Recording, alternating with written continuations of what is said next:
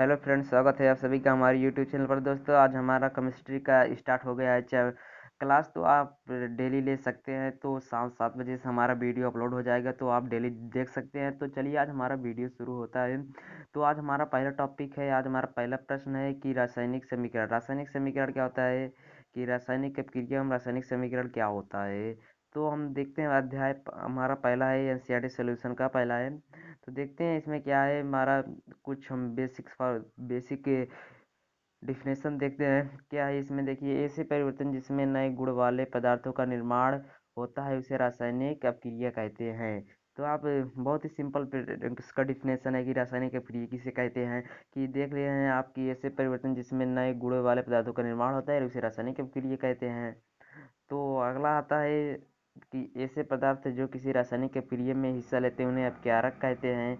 ये रासायनिक समीकरण में ये तीनों बहुत ही इंपॉर्टेंट हैं, इसलिए हम आपको पहले बता रहे हैं कि तो अगला है क्या कि ऐसे पदार्थ जिनका निर्माण रासायनिक अपक्रिया में होता है उन्हें उत्पाद कहते हैं। रासायनिक अपक्रिया के पदार्थ रासायनिक अपक्रिया के बाद जो प्राप्त होता है हमारा उसे उत्पाद कहते हैं। तो आता है उदाहरण। उदाहरण मतलब कैसे समझेंगे कि रासायनिक अपक्रिया हुई है या नहीं हुई है।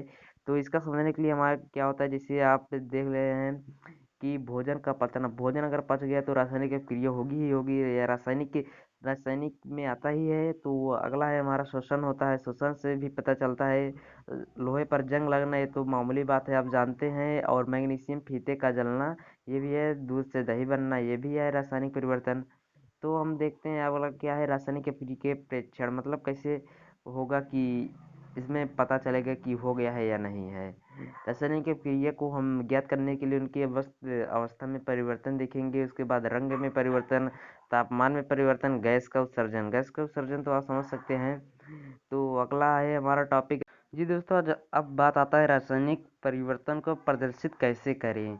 इसको हम देखते हैं कैसे प्रदर्शित करना चाहिए। देखते हैं कि इसमें दिया है, हम आपको देखिए पूरा पीडीएफ के माध्यम से दे रखे हैं। कि देखिए इसमें क्या है, पहले शब्द समीकरण लिखेंगे। आपको ध्यान रहे कि उसका रासायनिक सूत्र लिखना है, ना कि हिंदी लिखना है। इसमें आपको समझाने के लिए हिंदी दिया गया है कि जिंक प्लस सल्फ्यूरिक अम्ल, एलएचएस इसे अपचारक कहते हैं। और यहाँ जो तीर के दाएं साइड होता है आरएचएस, उसे जिंक सल्फेट प्लस हाइड्रोजन का निर्माण होता है, इसे उत्पाद कहते हैं। और रासायनिक समीकरण के माध्यम से देखिए, इसमें रासायनिक समीकरण है। इसमें क्या रासायनिक समीकरण है देखते हैं। कि देखिए इसमें zinc plus plus H2SO4 equal to ZnSO4 plus H2O। ऐसे हम प्रदर्शित करेंगे। तो अब अगला हमारा बात आता है कि रासायनिक समीकरण। अब हमारा चैप्टर स्टार्ट होता है। वो तो कुछ बेसिक नॉलेज था। अब हमारा चैप्टर स्टार्ट होता है कि रासायनिक समीकरण किसे कहते हैं। रासायनिक समीकरण, रासायनिक अपक्रिया रासायनिक समीकरण द्वारा निरूपित की जाती है। यह रासायनिक समीकरण में तत्वों के प्रतीक तथा अपचारक और उत्पादों के रासायनिक सूत्र की उनकी भौतिक अवस्था के साथ लिखे जाते हैं। आप देख रहे हैं, आप इसे स्क्रीनशॉट भी कर सकते हैं। तो आता है बात की रासायनिक अपक्रिया में आवश्यक परिस्थितियां कैसे क्यों होता है, ये सब क्या क्या उस पर होता है। तो देखते हैं क्या क्या जरूरत होती है रासायनिक अपक्रिया को प्राप्त करने के लिए। तो हम देखते हैं क्या है कि रासायनिक अपक्रिया में आवश्यक परिस्थितियां जैसे ताप, दाब, उत्प्रेरक आदि को तीर के निशान के ऊपर या नीचे दर्शाया जाता है। आप समझ सकते हैं। तो अगला बात आता है कि रासायनिक अपक्रिया को संतुलित करना।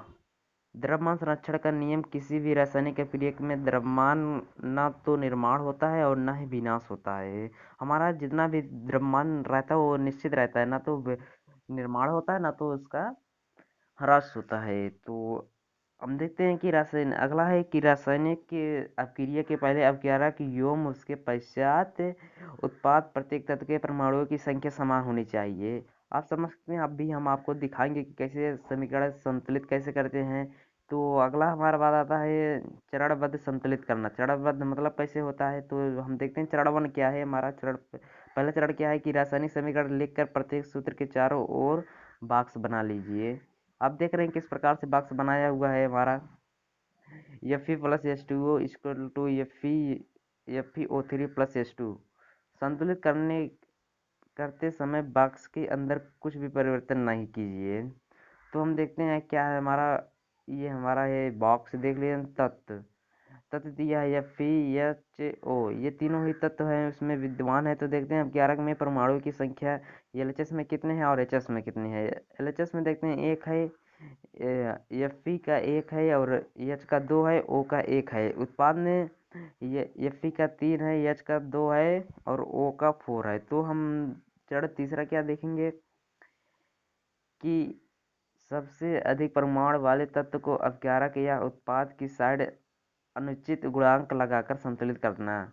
कि ये कैसे किया जाता है, आप देख सकते हैं कि Fe4H2O, Fe3O4H2। चरण हमारा चौथा चरण क्या है कि सभी तत्वों के परमाणुओं के चरण 3 के भाग संतुलित कीजिए। इसे कैसे चरण तीसरा आप समझ सकते हैं कैसे किया गया है। तब यहाँ पर देखेंगे कि 3Fe हो जाएगा plus 4H2O equal to Fe3O4 plus 4H2। तो इसमें क्या है, हमारा हो गया है हमारा संतुलित समीकरण। तो सभी सब तत्वों के परमाणुओं की संख्या क्रिया के दोनों ओर समान हो गया है। तो आप समझ देखिए, इसमें है 3Fe है, इसमें भी 3Fe है, इसमें 8 हाइड्रोजन है, इसमें भी 8 हाइड्रोजन है और 4 ऑक्सीजन है। तो 4 ऑक्सीजन भी इसमें है। तो हमारा अगला है चरण पांचवा क्या है। चरण हमारा पांचवा क्या है, अब कारकों एवं उत्पादों की भौतिक अवस्था लिखना। कैसे लिखेंगे, ठोस को यस से प्रदर्शित करते हैं, द्रव को आई से, गैसीय अवस्था को जी से, जलीय विलयन को एक्वा से, AQ से। तो देखते हैं कैसे। 3Fe यस हमारा ठोस है, 4H2O ये गैस है हमारा, FeO4 ये तो हमारा वो है विलयन है, ये 4H2 ये मतलब हमारा गैस है हाइड्रोजन। अगला चरण आता है कि कुछ आवश्यक परिस्थितियां जैसे ताप, दाब या उत्प्रेरक आदि को तीर के निशान के ऊपर या नीचे लिखिए। तब हम रासायनिक अपक्रिया के प्रकार, अब रासायनिक अपक्रिया के प्रकार कितने प्रकार के होते हैं, क्यों होते हैं, तो हम अब इस पर चर्चा करेंगे। क्या है हमारा रासायनिक अपक्रिया, इस अपक्रिया में दो या दो से अधिक अभिकारक मिलकर एकल उत्पाद का निर्माण करते हैं, उन्हें संयोजन अपक्रिया कहते हैं। जैसे A+B=C।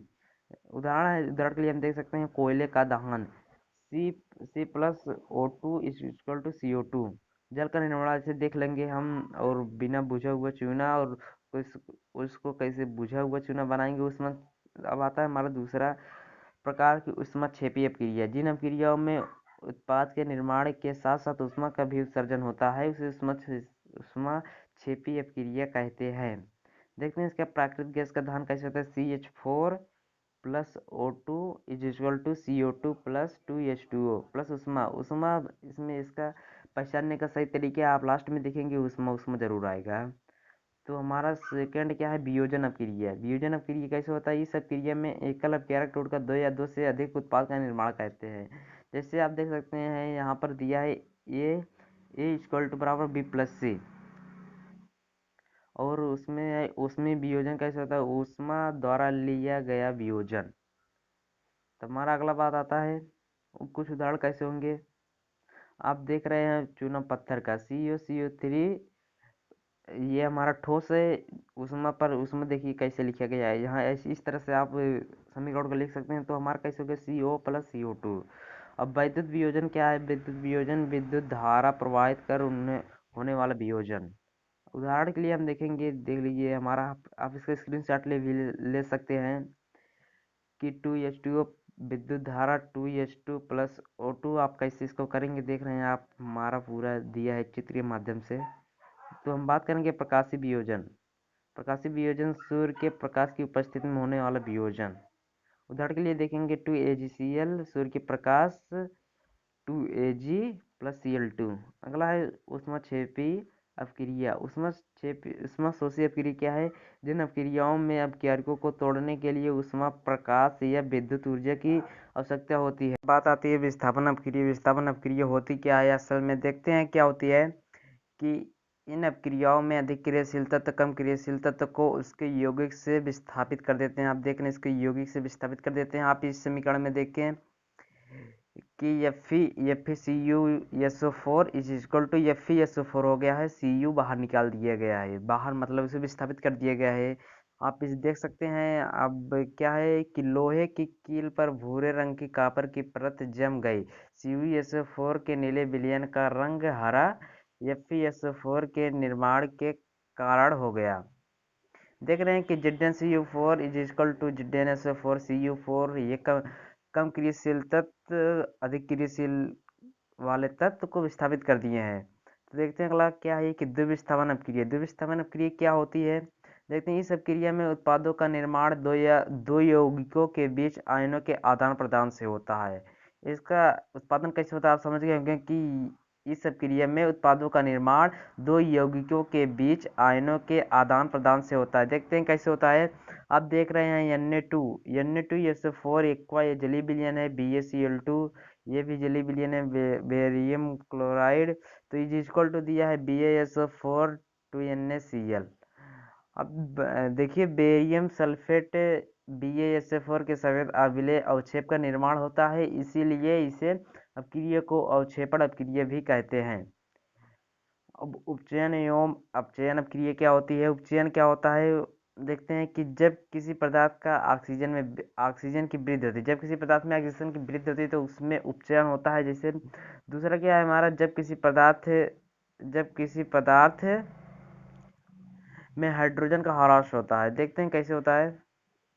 इसमें CO2 दिया है, इसमें देखिए CO2 हो गया इक्वल टू CO2 ये दिया है, और इसमें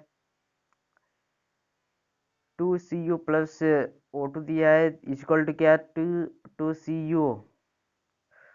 अगला है, अब बात आता है अपचयन क्या है। अपचयन क्या है? जब किसी पदार्थ में ऑक्सीजन का ह्रास होता है। दूसरा है जब किसी पदार्थ में हाइड्रोजन की वृद्धि होती है। तो आप इसे फिगर के माध्यम से समझ सकते हैं कि यहाँ पर क्या अपचयन हो रहा है, उपचयन हो रहा है। अब बात आती है इस अपक्रिया में कॉपर ऑक्साइड कॉपर में अपचयित हो जाता है, हाइड्रोजन उपचयित होकर जल बनता है। इस अपक्रिया में उपचयन तथा अपचयन दोनों हो रहे हैं, इसे रेडॉक्स अपक्रिया कहते हैं। रेडॉक्स अपक्रिया किसे कहते हैं? जिस अपक्रिया में अपचयन तथा उपचयन दोनों क्रिया होती है उसे रेडॉक्स अपक्रिया कहते हैं। अगला है, अब बात आता है कि दैनिक जीवन में उपचयन अपक्रियाओं का प्रभाव का कैसा प्रभाव पड़ता है हमारे दैनिक जीवन में। देखते हैं कि संक्षारण क्या है? जब कोई धातु ऑक्सीजन की आर्द्रता अम्ल आदि के संपर्क में आ जाती है, जिसमें धातु की ऊपरी परत कमजोर होकर संक्षारित हो जाती है, मतलब नष्ट हो जाती है, उसे संक्षारण कहते हैं।